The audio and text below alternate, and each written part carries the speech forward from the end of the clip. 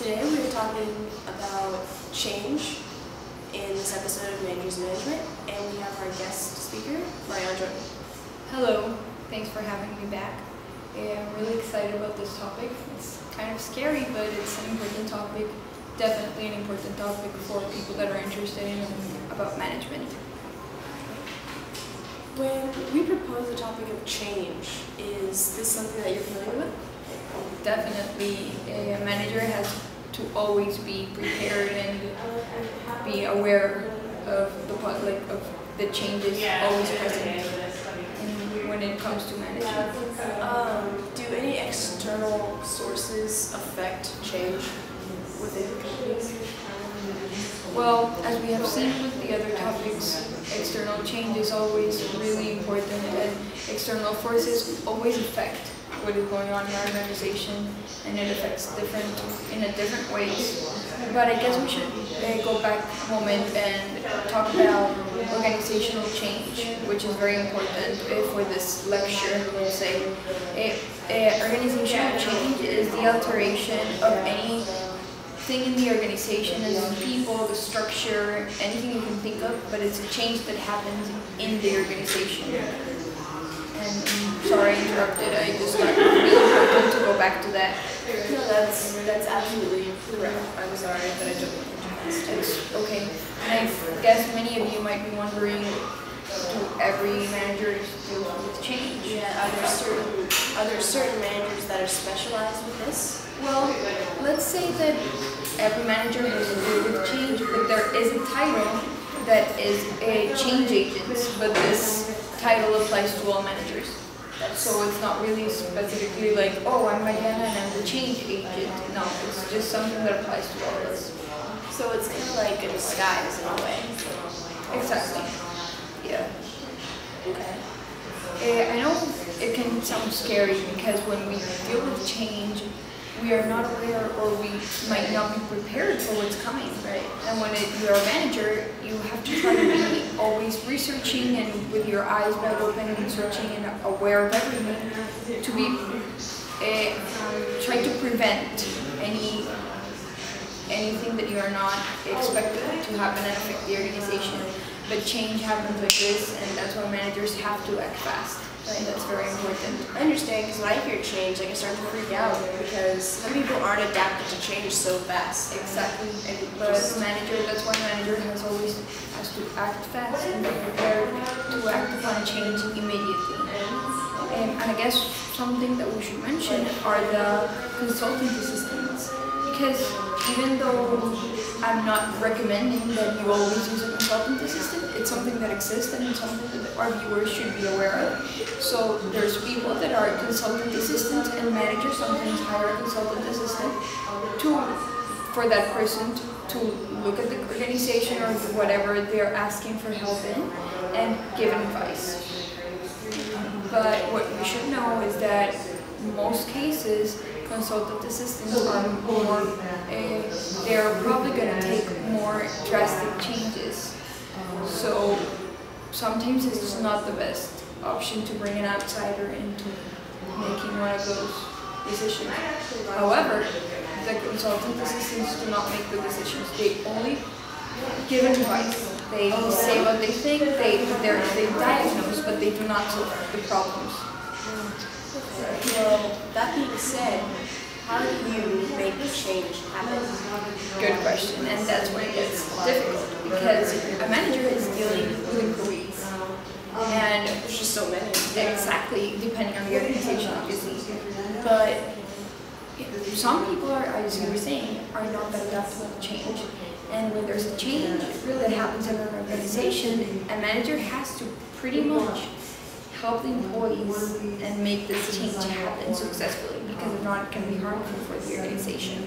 So one of the ways that I would suggest and put up there is making this change appealing to the employees and even to the consumers and the customers and everything. Making this change seem appealing to everybody. And obviously, if somebody does not appeal to something, they won't be prone to helping change happen.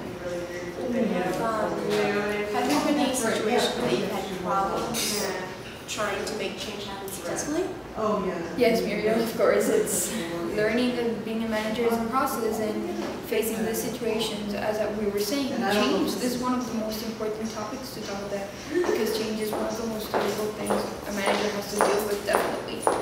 So it's not easy, and as a manager, I've made mistakes, I've had to learn from my mistakes, and however, I cannot, as we have said before, I cannot give the examples of my employees because that would be breaking the trust bond I have with them. But I can tell you that it's difficult to make change happen, but there are ways and there are keys and tips that managers have to have in mind and in their pockets ready to use and ready to make change better. So what do you do when this happens exactly? Well, there's different ways. As we said, one of them is making it appealing. Okay. So like offering benefits of some sort? That's another. So like you can make it appealing by making, for example, showing the purpose of it. So if you show that it's going to be beneficial for the organization or beneficial for the employee, that's making it appealing for everybody. And you can also, for example, if the manager sees that it's really difficult for some employees to accommodate to this change, they should help them in a way that they could defer them to a counselor or therapist, and this person would help them deal with change. Another way that this is different would be getting to an agreement. However, just because an employee is not going to change, that doesn't mean there's going to be an agreement.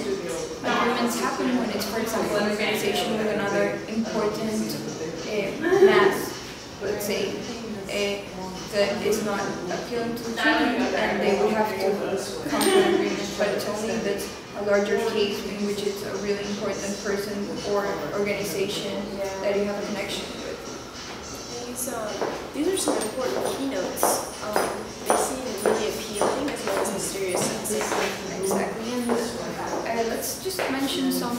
There are two ways that managers can use if the other ways don't work. But let's say that there's ways that you wouldn't want to use first and that managers don't really like using. Well, most, I would say. And these are by making it attractive. And when we say making it attractive, we're pretty much meaning lying. So in some cases, if you see that it's impossible for somebody to change or adapt to the change, it would be making it attractive, so like putting makeup on this change. Or last, forcing it. We would have to force change if the person does not want to help. That can be actually really negative because if you see other factories doing the same thing, that could really affect the organization and the relationship with the employees. So I guess it's just trying to use the other ways better.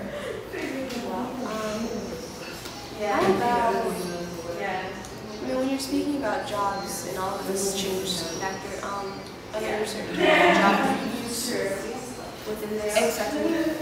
We're going to cover this in another episode, but what is really important to mention right now is that one of the ways to prevent somebody not having a good reaction to change is by showing a realistic job briefing.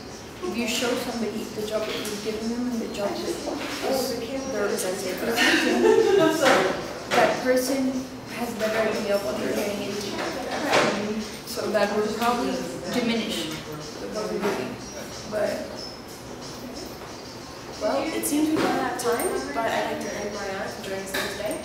Thank you for having me. It was a pleasure to talk about change, and I hope all of you understood how important it is, but don't be afraid.